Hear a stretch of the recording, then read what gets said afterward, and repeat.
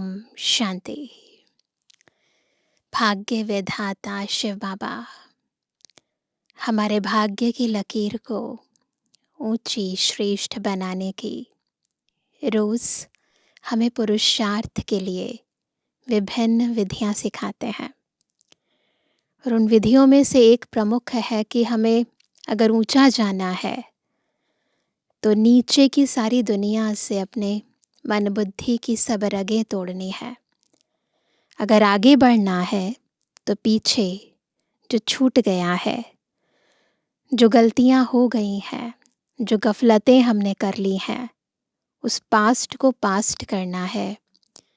देहभान की सब आदतों को भुलाना है। और बाबा जो हमें श्रीमत दे रहे हैं, ऊंच तकदीर बनाने की जो श्रेष्ठ विधियां सिखा रहे हैं, उन विधियों को आत्मिक स्थिति में स्थित होकर पूर्ण रीति जीवन में अपनाना है। आज की मुरली भी हमें कैसे अपने भाग्य की रेखा को चमकाना है, उसकी बहुत सारी विधियां सिखा रही है। सुनते हैं प्यारे बाबा के मधुर महावाक्य। आज 26 तारीख 26 दिसंबर 2025। बाबा के मधुर महावाक्य हैं। मीठे बच्चे, अपनी तकदीर ऊंच बनानी है तो कोई से भी बात करते देखते बुद्धि का योग एक बाप से लगाओ। देख रहे हैं, काम कर रहे हैं इस दुनिया में, लेकिन मन और बुद्धि से कनेक्टेड हैं उस दुनिया से, उस दुनिया में रहने वाले पारलौकिक पिता से। प्रश्न है, नई दुनिया की स्थापना के निमित्त बनने वाले बच्चों को बाप का कौन सा डायरेक्शन मिला हुआ है? हम सभी नई दुनिया की स्थापना के निमित्त बनने वाले हैं, तो बाबा का क्या डायरेक्शन है? सबको पता है। उत्तर है, बच्चे, तुम्हारा इस पुरानी दुनिया से कोई कनेक्शन नहीं है। अपनी दिल इस पुरानी दुनिया से मत लगाओ। जिन्होंने लगा रखा है उनके दिल टूट रहे हैं, हार्ट पेशेंट बने हुए हैं। इसलिए बहुत सहज तरीका है, दिल इस पुरानी दुनिया से नहीं लगाओ। जांच करो, हम श्रीमत के बरखिलाफ कर्म तो नहीं करते हैं, बिल्कुल श्रीमत के अगेंस्ट कोई काम तो नहीं कर रहे हैं। खुद को चेक करना है। रूहानी सर्विस के निमित्त बनते हैं। एक है जिस्मानी सेवा, स्थूल रूप में किसी की मदद कर देना, पर आत्मा की उन्नति हेतु ज्ञान सुनाना, योग सिखाना तो है रूहानी सेवा। तो ऐसी सेवा करते हैं। आज का गीत है, भोलेनाथ से निराला कोई और नहीं है। भोलेनाथ से निराला, गौरीनाथ से निराला कोई और नहीं। ओ भोलेनाथ से निराला, गौरीनाथ से निराला कोई और नहीं। ऐसा बिगड़ी बनाने वाला कोई और नहीं। भोलेनाथ से निराला, गौरीनाथ से निराला कोई और नहीं। ओ भोलेनाथ से निराला, गौरीनाथ से निराला कोई और नहीं। उनका डमरू डम डम बोले, अगम निगम के भेद खोले। उनका डमरू डम डम बोले, अगम निगम के भेद खोले। ऐसा भक्तों का रखवाला कोई और नहीं। भोलेनाथ से निराला, गौरीनाथ से निराला कोई और नहीं। ओ भोलेनाथ से निराला, गौरीनाथ से निराला कोई और नहीं। ओम शांति। अब गीत सुनने की कोई ज़रूरत नहीं रहती। गीत अक्सर करके भक्त ही गाते हैं और सुनते हैं। तुम तो पढ़ाई पढ़ते हो, यह गीत भी बच्चों के लिए ही खास निकले हुए हैं। बच्चे जानते हैं बाप हमारी तकदीर ऊंच बना रहे हैं। अब हमको बाप को ही याद करना है और दैवी गुण धारण करने हैं। ज्ञान मिल गया, बाबा को याद करना है और दैवी गुण धारण करने हैं। ज्ञान, योग, धारणा और फिर बाद में सेवा। अपना पोता मेल देखना है, जमा होता है या ना, यानी घाटा होता रहता है।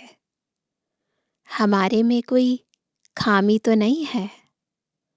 अगर खामी है जिससे हमारी तकदीर में घाटा पड़ जाएगा तो क्या करना है उसका? तो उसको निकाल देना चाहिए। पता होता है, हर एक को पता होता है कि मेरे अंदर कौन सी कमी है जिसके कारण बार बार घाटा होता है। तो बहुत महीनता से उसे चेक करके निकालने के लिए क्या पुरुषार्थ करना है, उस पर ध्यान देना होता है। इस समय हर एक को अपनी तकदीर ऊंच बनानी है। संगम युग पर तुम समझाते हो हम यह लक्ष्मी नारायण बन सकते हैं अगर सिवाय एक बाप के और कोई को याद नहीं करेंगे तो। कोई से बात करते देखते हुए बुद्धि का योग वहाँ एक के साथ लगा रहे। बात कर रहे हैं यहाँ पर, चेक करते रहो मन बुद्धि कहाँ है। हम आत्माओं को बाप को ही याद करना है। बाप का फरमान मिला हुआ है, ये बाबा का फरमान है। सिवाय मेरे और कोई से दिल नहीं लगाओ और दैवी गुण धारण करो। बाप समझाते हैं तुम्हारे अभी 84 जन्म पूरे हुए हैं। अब फिर तुम जाकर पहला नंबर लो राजाई में। ऐसा ना हो राजाई से गिरकर प्रजा में चले जाओ, प्रजा में भी नीचे चले जाओ। नहीं, अपनी जांच करते रहो। यह समझानी बाप बगैर तो और कोई दे ना सके। बाप को, टीचर को याद करने से डर रहेगा। ऐसा ना हो हमको कोई सज़ा मिल जाए। भक्ति में भी समझते हैं पाप कर्म करने से हम सज़ा के भागी बन जाएंगे। बड़े बाबा के डायरेक्शन तो अभी ही मिलते हैं, जिसको श्रीमत कहते हैं। बच्चे जानते हैं कि श्रीमत से हम श्रेष्ठ बनते हैं। अपनी जांच करनी है, कहाँ कहाँ हम श्रीमत के बरखिलाफ तो कुछ करते नहीं हैं। खुद से पूछना है। जो बात अच्छी ना लगे वह करनी नहीं चाहिए। अच्छे बुरे को तो अब समझते हो, आगे नहीं समझते थे। पता होता है ना क्या चीज़ श्रीमत के खिलाफ है, क्या श्रीमत अनुरूप है। अगर कुछ गलत है तो केवल बाबा ने कई बार ये कहा है, अगर कोई कामना होगी तो सामना नहीं कर पाएंगे, गलत का सामना नहीं कर पाएंगे। इसीलिए अपनी इच्छाओं को भी चेक करना है। कहीं हम स्वार्थवश श्रीमत के अगेंस्ट तो कुछ नहीं कर रहे हैं। बहुत गहराई से खुद को चेक करना है।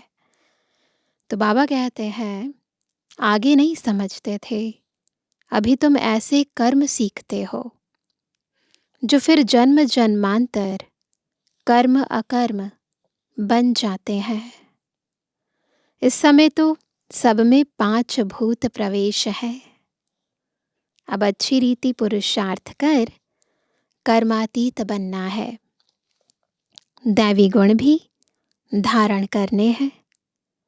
समय नाजुक होता जाता है, दुनिया बिगड़ती जाती है, दिन प्रतिदिन बिगड़ती ही रहेगी। इस दुनिया से तुम्हारा जैसे कि कनेक्शन ही नहीं। तुम्हारा कनेक्शन है नई दुनिया से।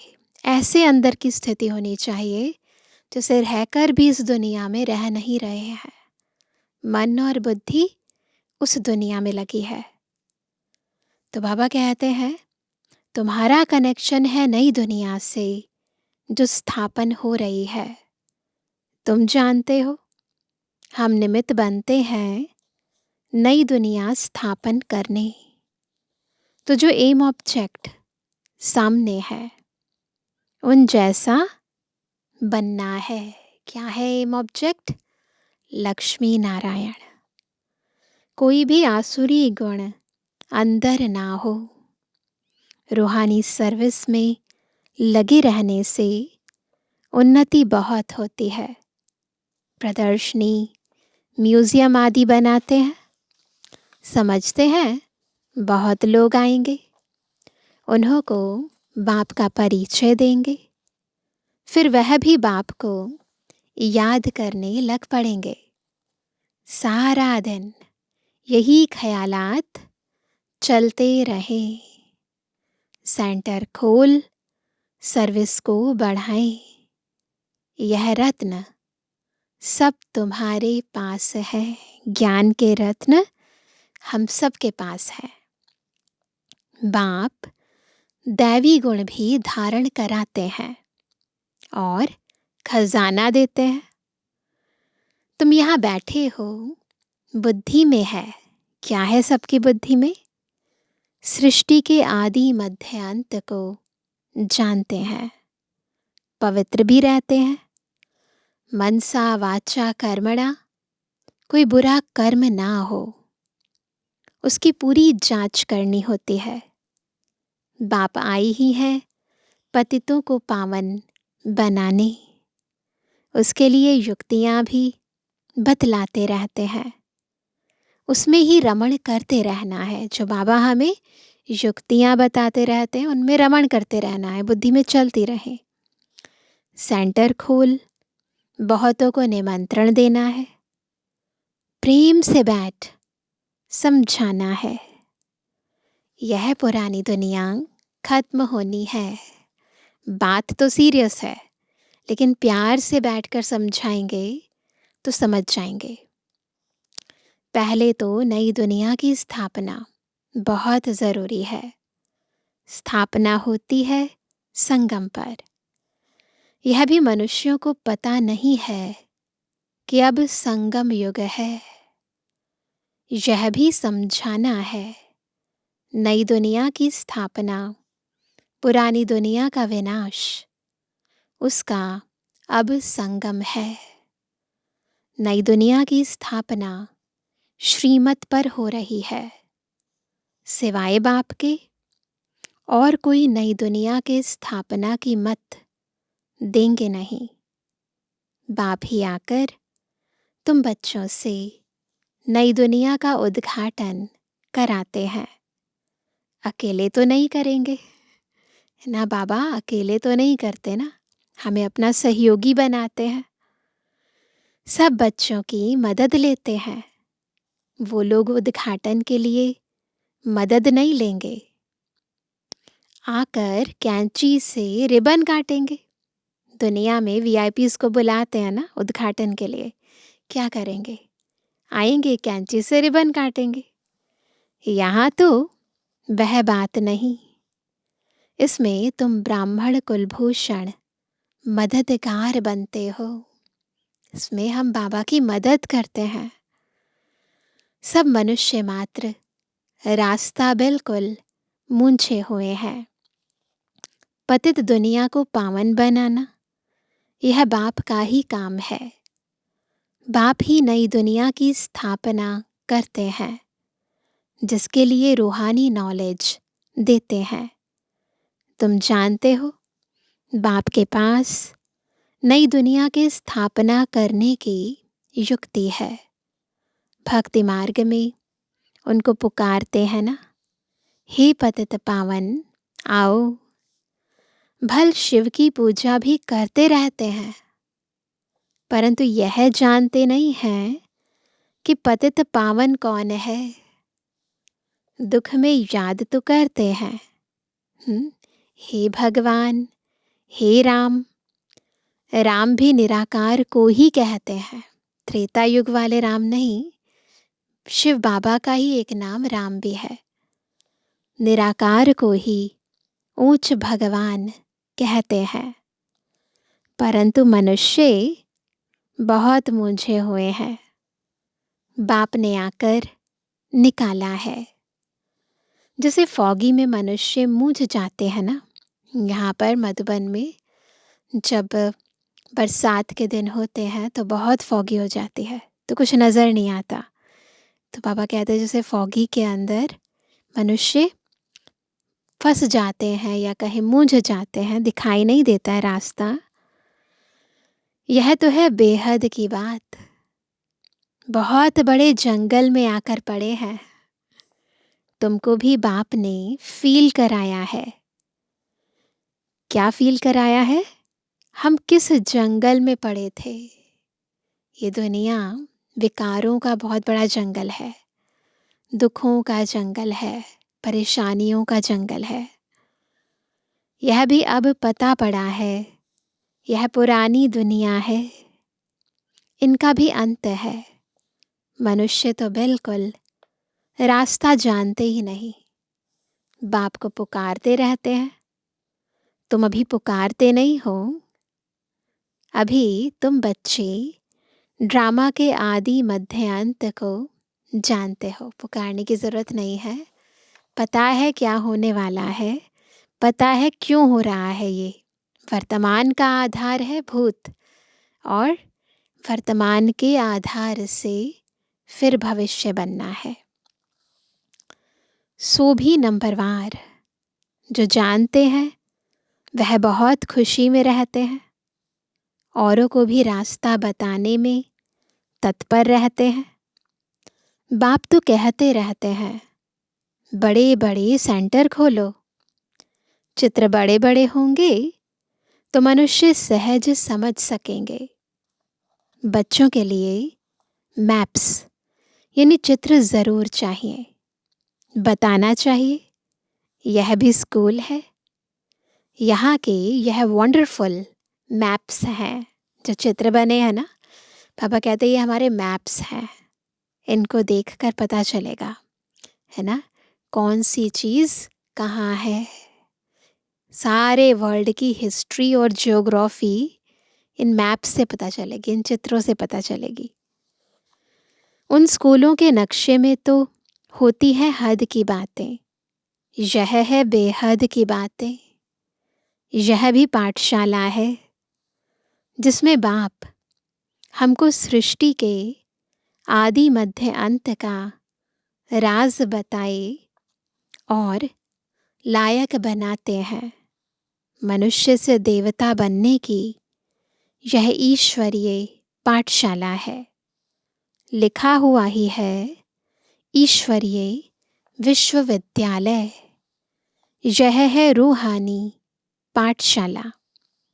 सिर्फ ईश्वरीय विश्वविद्यालय से भी मनुष्य समझ नहीं सकते हैं, यूनिवर्सिटी भी लिखना चाहिए। ऐसा ईश्वरीय विश्वविद्यालय कोई है नहीं। बाबा ने कार्ड्स देखे थे, कुछ अक्षर भूले हुए थे।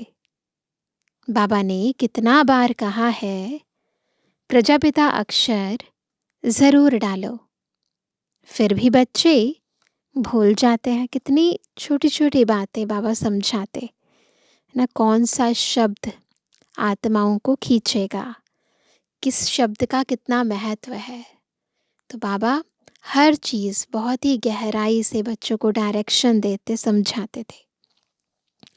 लिखत पूरी होनी चाहिए, जो मनुष्यों को मालूम पड़े कि यह ईश्वरीय बड़ा कॉलेज है। बच्चे जो सर्विस पर उपस्थित हैं, जो अच्छे सर्विसेबल हैं, उन्हों को भी दिल में रहता है हम फलाने सेंटर को जाकर उठाएं, ठंडा पड़ गया है, उनको जगाएं, क्योंकि माया ऐसी है जो घड़ी घड़ी सुला देती है। मैं स्वदर्शन चक्रधारी हूँ, यह भी भूल जाते हैं। माया बहुत ऑपोजिशन करती है। तुम युद्ध के मैदान में हो, माया माथा मूंढकर उल्टे तरफ ना ले जाए, उसकी बड़ी संभाल करनी है। माया के तूफान तो बहुत सभी को लगते हैं, छोटा अथवा बड़े, छोटे या बड़े, सब युद्ध के मैदान में हो। ऐसा नहीं है कि जो बहुत सालों से ज्ञान में है, बहुत सालों से योगाभ्यास कर रहे हैं, तो उनको माया के तूफान नहीं लगेंगे। नहीं, यहाँ पर चाहे नए हैं चाहे पुराने हैं, चाहे कितने भी वर्षों से हैं, जब तक कर्मातीत स्थिति नहीं हुई है तब तक युद्ध के मैदान में है। माया से युद्ध चलती रहेगी। उल्टा बाबा तो कहते हैं जो रुस्तम है उनसे माया भी रुस्तम होकर लड़ेगी। इसीलिए अलबेलेपन में नहीं सो जाना है। तो बाबा कहते हैं छोटे अथवा बड़े सब युद्ध के मैदान में हो, पहलवान को माया के तूफान हिला ना सके, वह अवस्था भी आने वाली है। बाप समझाते हैं समय बड़ा खराब है, हालतें बिगड़ी हुई हैं, राजाई तो सब खत्म हो जानी है। अभी खत्म ही है ना। कहीं पर कोई ऐसे राजा महाराजा तो राज्य नहीं करते हैं भारत में। सबको उतार देंगे, फिर प्रजा का प्रजा पर राज्य सारी दुनिया में हो जाएगा। कुछ एक कंट्रीज को छोड़कर बाकी तो सब जगह ऐसे ही है। तुम अपनी नई राजाई स्थापन करते हो तो यहाँ राजाई का नाम भी खत्म हो जाएगा। पंचायती राज्य होता जाता है, 5 विकारों का राज्य है। जब प्रजा का राज्य हो तब तो आपस में लड़े झगड़े। स्वराज्य अथवा राम राज्य तो वास्तव में है नहीं, इसलिए सारी दुनिया में झगड़े ही होते रहते हैं। एक ही कारण है, आत्मा पका आत्मा के ऊपर, यानी स्वयं का स्वयं पर राज्य नहीं है ना। जब तक स्वराज्य अधिकारी नहीं बने हैं तब तक विश्व राज्य अधिकारी नहीं बन सकते। तो आत्मा की कर्म इंद्रियां सारी विकारों के अधीन है। तो उस कारण क्या होता है, वो अधीनता लड़ाई झगड़े मन मुटाव ये सब बातें पैदा करती है। तो इसलिए बाबा कहते हैं स्वराज्य अथवा राम राज्य तो वास्तव में है नहीं, इसलिए सारी दुनिया में झगड़े ही होते रहते हैं। आजकल तो हंगामा सब जगह है। तुम जानते हो हम अपनी राजाई स्थापन कर रहे हैं, तुम सबको रास्ता बताते हो। बाप कहते हैं माम एकम याद करो, बाप की याद में रहे औरों को भी यह समझाना है। देही अभिमानी बनो। जब खुद बाबा की याद में रहेंगे, आत्मिक स्थिति में होंगे, और उस समय अगर हम दूसरे से बोलेंगे कि देही अभिमानी बनो, तो वो आत्मा बन पाएगी। देह अभिमान छोड़ो। ऐसे नहीं कि तुम्हारे में सब देही अभिमानी बने हैं, नहीं, बनने का है। तुम पुरुषार्थ करते हो, औरों को भी कराते हो, याद करने की कोशिश करते हैं, फिर भूल जाते हैं। पुरुषार्थ यही करना है, अपने को आत्मा समझने का पुरुषार्थ। पुरुष बन रथ को चलाने का पुरुषार्थ। मूल बात है बाप को याद करना, बच्चों को कितना समझाते हैं, नॉलेज बहुत अच्छी मिलती है। मूल बात है पवित्र रहना। बाप पावन बनाने आए हैं तो फिर पतित नहीं बनना है। याद से ही तुम सतो प्रधान बन जाएंगे, यह भूलना नहीं है। माया इसमें ही विघ्न डाल भुला देती है। रात दिन यह तात रहे, हम बाप को याद कर सतो प्रधान बने। याद ऐसी पक्की होनी चाहिए जो पिछाड़ी में सिवाय एक बाप के और कोई भी याद न पड़े। प्रदर्शनी में भी पहले पहले यह समझाना चाहिए, यह है सबका बाप, ऊंच ते ऊंच भगवान। सबका बाप पतित पावन सदगति दाता यह है। यही स्वर्ग का रचयिता है। अभी तुम बच्चे जानते हो बाप आते ही हैं संगम युग पर। बाप ही राजयोग सिखलाते हैं। पतित पावन एक के सिवाय दूसरा कोई हो नहीं सकता। पहले पहले तो बाप का परिचय देना पड़ता है। अब एक एक को ऐसे एक चित्र पर बैठ समझाओ तो इतनी भीड़ को कैसे समझा सकेंगे। परंतु पहले पहले बाप के चित्र पर समझाना मुख्य है। समझाना पड़ता है, भक्ति है अथाह, ज्ञान तो है एक। बाप कितनी युक्तियां बच्चों को बतलाते रहते हैं। पतित पावन एक बाप है, रास्ता भी बताते हैं। गीता कब सुनाई यह भी किसको पता नहीं। द्वापर युग को कोई संगम युग नहीं कहा जाता। भक्ति में तो यही कहते हैं ना, द्वापर युग में आए श्री कृष्ण, तब उन्होंने श्रीमद् भगवद गीता सुनाई। पापा कहते हैं उसको कोई संगम थोड़ी ना कहेंगे। युगे युगे तो बाप नहीं आते हैं। मनुष्य तो बिल्कुल मूंझ पड़े हैं। सारा दिन यही ख्यालात चलते हैं, कैसे कैसे समझाया जाए। बाप को डायरेक्शन देने पड़ते हैं। टेप पर भी मुरली पूरी सुन सकते हैं।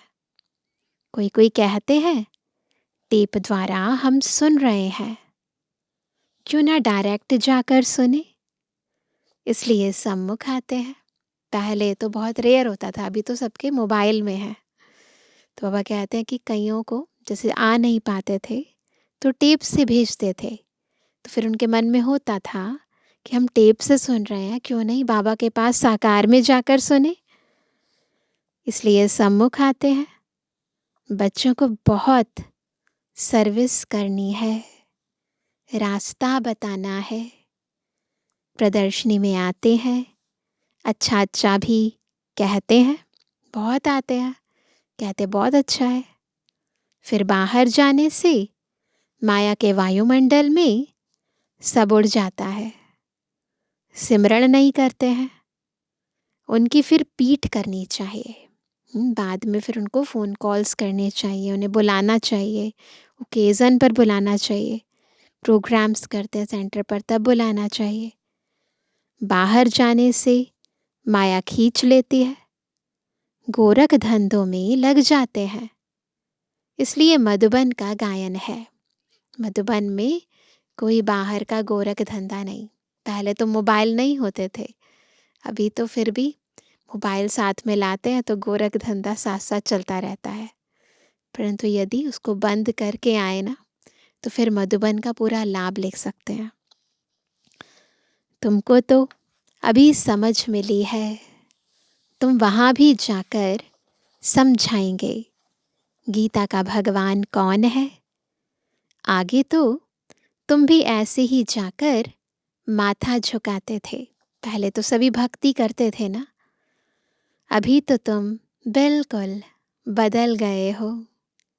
तुम अभी मनुष्य से देवता बन रहे हो।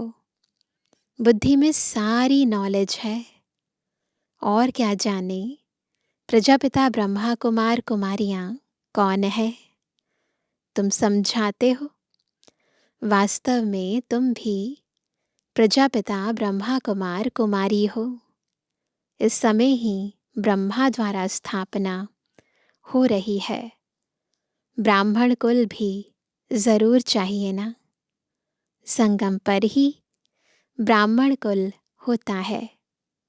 आगे ब्राह्मणों की चोटी मशहूर थी। चोटी से या जनेऊ से पहचानते थे कि यह हिंदू है। अब तो वह निशानियां भी चली गई हैं। अभी तो ब्राह्मण हैं, परंतु कोई जनेऊ पहनता थोड़ी ना है। बहुत कम है जो पहनते हैं। तो वो कहते कि अब तो वह निशानियां भी चली गई हैं। अभी तुम जानते हो हम ब्राह्मण हैं, सच्चे सच्चे ब्राह्मण।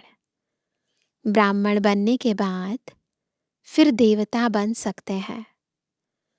ब्राह्मणों ने ही नई दुनिया स्थापन की है।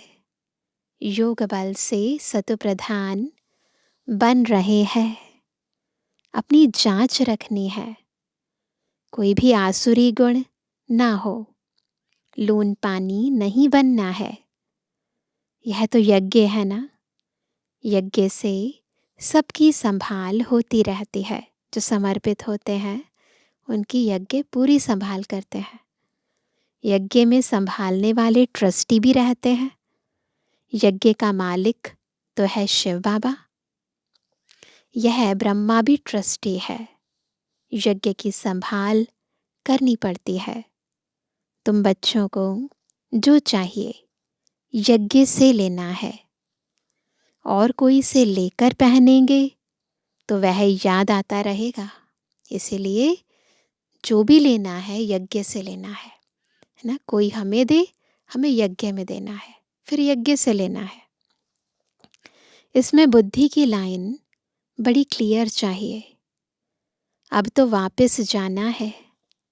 समय बहुत थोड़ा है। इसलिए याद की यात्रा पक्की रहे। यही पुरुषार्थ करना है। अच्छा, मीठे मीठे सिक्के जवानी बच्चों पे जुबानी बाप दादा का दिल जान सको प्रेम से नंबरवार पुरुषार्थ अनुसार यादगार और बुलवानी। रूहानी बच्चों की रूहानी बाप दादा को गुड मॉर्निंग, नमस्ते नमस्ते नमस्ते।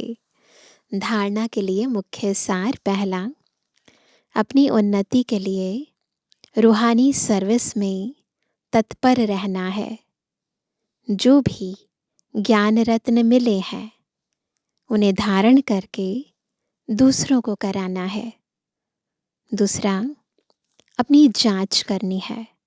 हमारे में कोई आसुरी गुण तो नहीं है।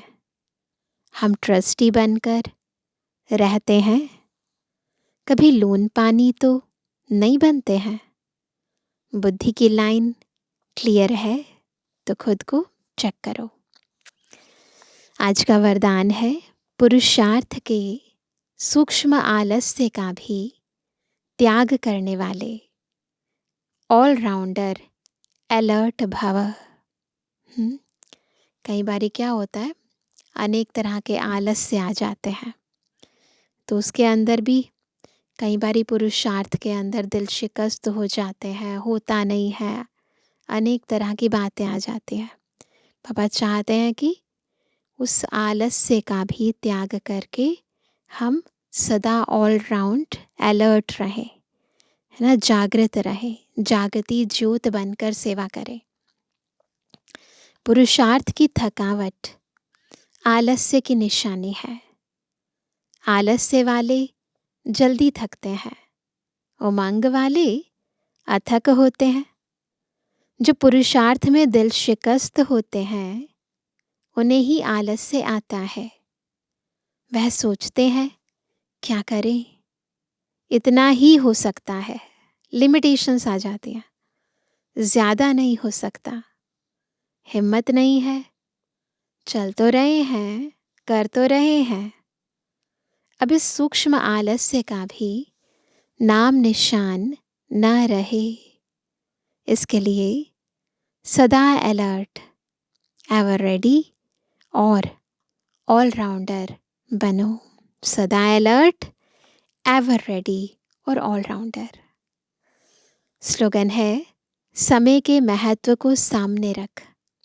समय के महत्व को सामने रख, सर्व प्राप्तियों का खाता फुल जमा करो। टाइम थोड़ा है और जमा बहुत सारा करना है, तो सामने रखो। जैसे घड़ी देख कर काम करते हैं ना, इतना टाइम रह गया है, उस हिसाब से जमा का खाता स्पीड से जमा करो। आज का व्यक्त इशारा, अब संपन्न व कर्मातीत बनने की धुन लगाओ।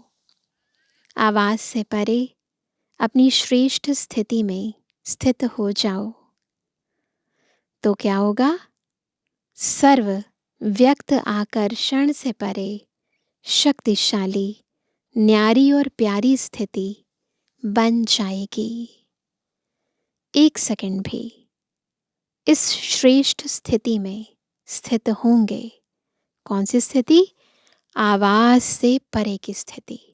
अगर एक सेकंड भी इस श्रेष्ठ स्थिति में स्थित होंगे, तो इसका प्रभाव सारा दिन कर्म करते हुए भी स्वयं में विशेष शांति की शक्ति अनुभव करेंगे। कर्म में है, बातें आ रही हैं, परंतु वो जो अंदर की शांति की शक्ति है, वो कर्म करते हुए भी हमें न्यारा रख रही है, ऐसी फीलिंग आएगी। इसी स्थिति को कर्मातीत स्थिति, बाप समान संपूर्ण स्थिति कहा जाता है। तो इसका हमें बार बार दिन में अभ्यास करना है। अच्छा, ओम शांति।